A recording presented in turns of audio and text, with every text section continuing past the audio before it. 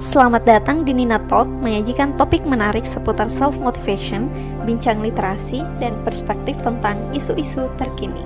Terakhir Bang Naneh, apa ini dari sekian cerita dari awal sampai akhir, terus dari Wakatobi sampai ke Jepang, pernah ke puncak Fujiyama juga, ya kan? Ya. Fuji. Gunung Fuji. Terus itu apa pesan-pesannya untuk anak-anak daerah biar nggak insecure kalau misalnya ketemu sama anak-anak muda yang dari luar daerah yang mungkin ketika pertama kali kita ketemu itu mereka komunikasinya lebih lancar, wawasannya lebih luas sehingga kita yang tadinya sebenarnya tahu jadi malu untuk mengeluarkan apa yang kita tahu karena sudah insecure itu. Terus apa semangatnya untuk anak muda Wakatobi gitu biar semangat sekolah atau enggak semangat untuk kejar cita-cita mereka gitu. Sebagai anak daerah kan Bang Nane ini sudah mewakili nih anak daerah yang udah sukses gitu sampai ke Jepang sekolah dengan beasiswa, ternyata bisa juga loh dari Wakatobi dapat beasiswa LPDP sampai ke luar negeri. Kemudian sekarang jadi dosen gitu di Gorontalo. Gimana semangatnya untuk kami? Saya hanya titip ke anak-anak yang ada di Wakatobi, ke pelajar-pelajar yang ada di Wakatobi. Bagi saya, kita yang ada di Wakatobi itu punya potensi. Kalau saya lihat kita punya potensi dari sisi asupan nutrisi, orang Wakatobi itu adalah orang kaya. Karena kenapa? Kita makannya makan kerapu, makan ikan-ikan yang segar semua. Jadi kesiapan kita dari sisi nutrisi untuk belajar itu sebenarnya cukup. Hanya saja ketersediaan kita terhadap sumber bacaan dan pelajaran ini yang masih sedikit. Sehingga saya hanya menyampaikan bahwa sebenarnya kalau bicara tentang kecerdasan, semua orang punya potensi untuk pintar ataupun untuk mencapai tujuan cita-citanya. Hanya saja cara mengasahnya. Saya merasa kalau saya sendiri bukan merasa orang yang cerdas begitu, karena saya usahanya lebih banyak. Bayangkan saya itu belajar dari pagi, kemudian siang, malam, subuh, jam 3 juga masih belajar. Jadi kalau mau bandingin, saya nggak tahu orang-orang belajar seperti apa, tapi saya belajar lebih banyak. Nah kalau mungkin teman-teman itu pasti punya IQ yang lebih bagus mungkin dibanding saya. Dan harapan saya adalah pertama untuk sikapnya adalah kita harus selalu merasa setara dengan orang lain. Jangan pernah merasa bahwa ras kita ataupun kita di dalam berbicara dengan orang lain itu di bawah gitu. Tetapi bahwa perbicaraan dengan orang tua, tingkat kesantunan, bagaimana kita berbicara dengan orang tua, bagaimana kita berbicara dengan yang muda, etika, yaitu wajib kita pelajari. Tapi dalam merasa insecure, bicara dengan orang barat, mau bicara dengan orang manapun luar negeri, apalagi dengan hanya orang Indonesia, katakan orang Jawa yang merasa teknologinya sudah jauh lebih maju, kesiapan belajarnya mereka lebih maju, itu jangan merasa insecure. Justru mereka ingin mendengar sebenarnya kalau kita di kampung kita itu seperti apa. Nah kalau Anda merasa bahwa pengetahuan mereka jauh lebih maju dibanding yang Anda pelajari, jadikan itu cambuk bagi kita untuk belajar lagi. Bahwa kenapa mereka bisa sehebat itu? Oh ternyata mereka lebih banyak belajar, kemudian mereka terpapar dengan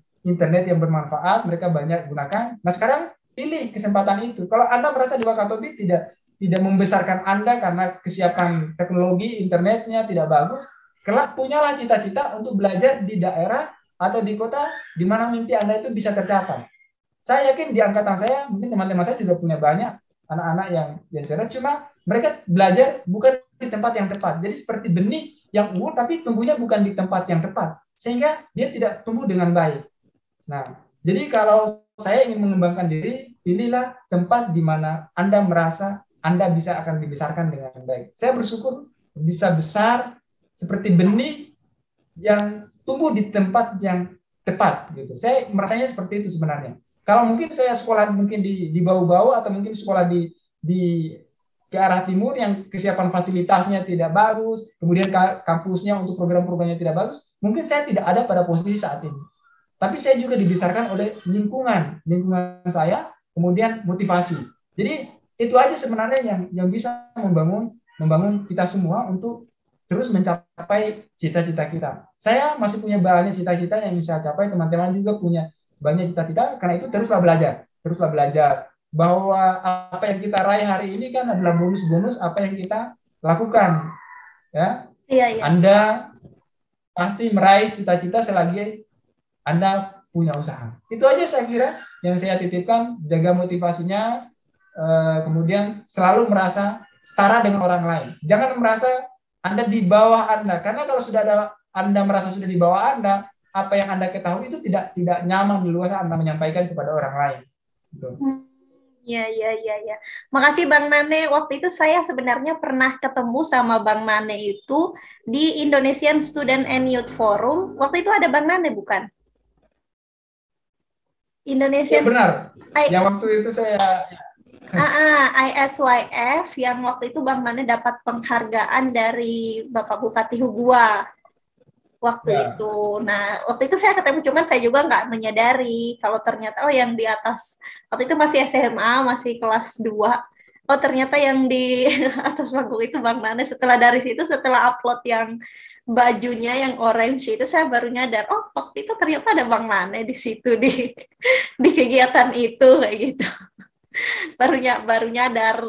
But, terima kasih untuk inspirasinya, sebenarnya masih banyak yang ingin ditanyakan. Terus satu lagi sebelum kita closing, waktu di Jepang itu gimana kehidupan di Jepang gitu?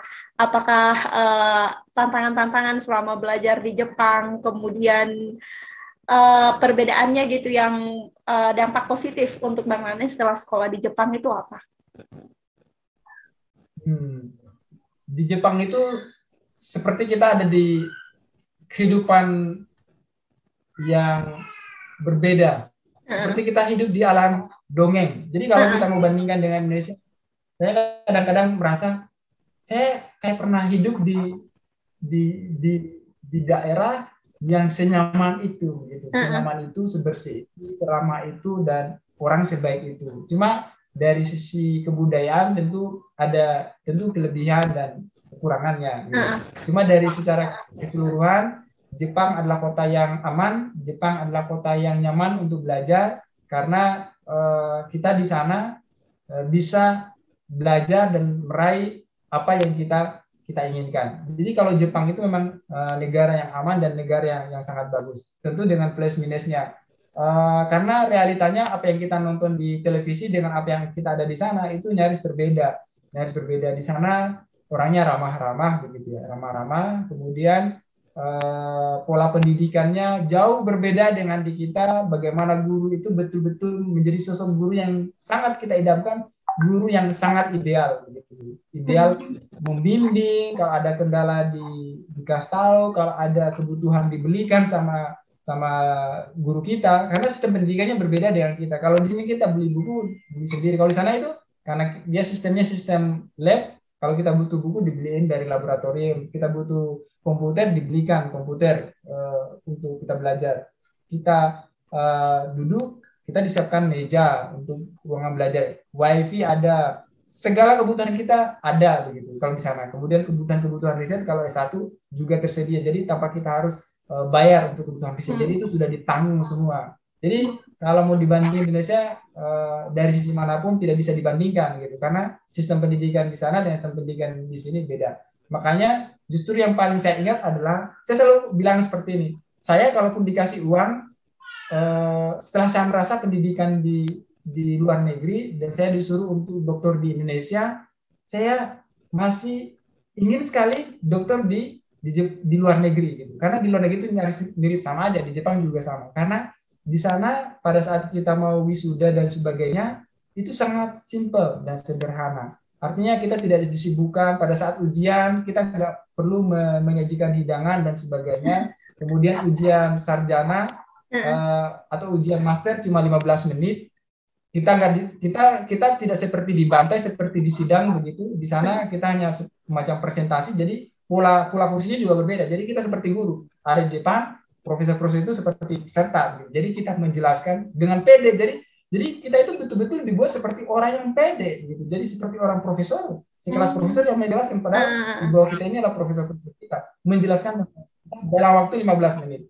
Dan itu sangat on time, dan itu sangat banyak pokoknya pelajaran yang kita pelajari. Karena 15 menit, kata profesor saya, kamu presentasi 16 menit, kamu tidak lulus. Bukan tidak lulus karena kamu tidak menguasai materi, tapi karena kamu mengorupsi waktu 1 menit. Itu bukan lulus karena materi, tapi katanya tidak lulus karena mengorupsi waktu 1 menit. Jadi itu pelajaran untuk sisi on time, waktu saya banyak belajar sampai sekarang, banyak hal-hal yang berubah, termasuk di keluarga saya, karena kebetulan juga istri saya juga lulusan dari sana, termasuk untuk kebiasaan buang sampah. Saya kalau sekarang, sebelum saya, kalau dulu minum aqua kan pasti buang. Kalau sekarang itu ada yang tertanam selama kurang lebih 3 tahun lebih saya di sana. Kalau makan gula itu selalu saya sudah mulai simpan di kantong celana atau di kantong saku, nanti di tempat sampah baru saya buang. Ada nilai itu yang ada. Kemudian kita mulai sadar sampah, kemudian mulai ada kesadaran untuk saling menghargai orang lain. Ketika membantu orang lain itu kita tidak sebatas lagi menunjuk, tapi bila perlu kita antar orang lain. Jadi pelayanan, kemudian banyak hal yang tidak bisa diukur dengan nilai lain ketika pengalaman kita sekolah di luar negeri. Itu aja sih. Saya mudah-mudahan banyak, sebenarnya LPDP itu banyak besok peluang bagi anak-anak di Wakatobi. Silakan sekolah, kalian punya peluang untuk S1, S2, S3. Ya, silakan. Jadi jangan merasa bahwa kenapa cuma misalnya saya yang bisa kuliah ke Jepang. Teman-teman juga bisa kuliah kok. Silakan, yang penting belajar. Anda justru tidak perlu bayar apa-apa, negara membayarkan, SPP-nya dibayar, kemudian uang hidupnya dibayar, dikasih uang saku. Jadi enaklah kalau nanti Anda memang punya cita-cita untuk kuliah ke luar negeri, ada peluang untuk itu. Itu aja yang saya kira bisa saya tutup. Nanti kalau mau tanya nanti soal UP tadi, udah lupa ya? Iya ya, yang arti nama terakhir Bang Rane, arti nama Laupe dan Uenia itu unik sekali itu. Dulu saya pernah nanya sama mamanya UP, katanya itu biar apa ya? Ada butonnya ke bawah, lalu pakai la dan wa, we gitu. Terus biar lebih mudah diingat dan singkat juga. Atau apa, saya lupa dulu dijawabnya. Itu artinya gimana? Kenapa namanya sesingkat itu? Pertama, saya merasa bahwa semakin ke depan anak-anak itu akan melakukan proses ujian dengan menggunakan ranti teknologi begitu ya. Nama yang sederhana sangat menguntungkan karena dia sudah bisa menjawab beberapa soal, yang lain masih sibuk dengan urusan namanya. Itu pilihan saya yang pertama. Yang kedua, kalau dari segi penamaan, saya memberi nama dengan fam lah gitu ya. Lah itu sebenarnya saya lebih melihat bahwa kita selama ini kadang-kadang merasa salah kaprah bahwa lah itu adalah identitas untuk suku Buton begitu ya, yang ada di wilayah Sulawesi Tenggara. Padahal tidak. Coba kita selalu merasa seperti itu. Tapi kalau kita jalan-jalan ke Losari begitu ya, ada patung di sana, patung-patung raja-raja orang Buton, bukan orang raja-raja Bugis, yang tertulis Lasindrang, ada Latundung, ya. Jadi nama La itu dari sisi kerajaan memang orang kita itu punya kedekatan. Raja Bugis dengan raja di Buton itu ada lalanya. Cuma bedanya antara suku Buton dengan suku Bugis itu pada penamaan perempuan. Kalau perempuan, kalau di kita wa, kalau di mereka we. Gitu. Jadi kalau la itu bukan hanya untuk suku Buton sebenarnya. Suku Bugis juga banyak, cuma mereka cenderung tidak menggunakannya. Ya, cenderung tidak menggunakannya, mereka lebih cenderung ke Andi. Ya, cenderung ke Andi. La itu sudah tidak dipakai lagi karena Andi itu dua raja terakhir barangkali kalau di Bugis. Tapi raja sebelum itu Lala, coba nanti kalau ini dibaca-baca sejarahnya mereka. Di kita pun juga sama. Jadi itu. Kemudian kalau UP, memang UP itu dari bahasa Bugis yang artinya beruntung, anak yang beruntung. Karena pas saya terangkat tuh UP itu sedang dihamilkan sama istri saya. Gitu. Kalau Wenia ya itu tadi, W itu memang betul itu diambil dari penamaan Bugis. W, kalau kita kan wa, W, W, baru Nia, W Nia. Itu sih nama anak saya kasih sederhana supaya lebih mudah diingat, dan dia nanti kalau sekolah tidak susah menuliskan namanya karena kepanjangan. Iya. Oke, makasih Bang Nane untuk waktunya, sudah meluangkan waktu kurang lebih 1,5 jam untuk ngobrol-ngobrol. Masih banyak sebenarnya yang mau ditanyakan, tapi karena waktunya singkat dan terbatas, terima kasih banyak sudah meluangkan waktu.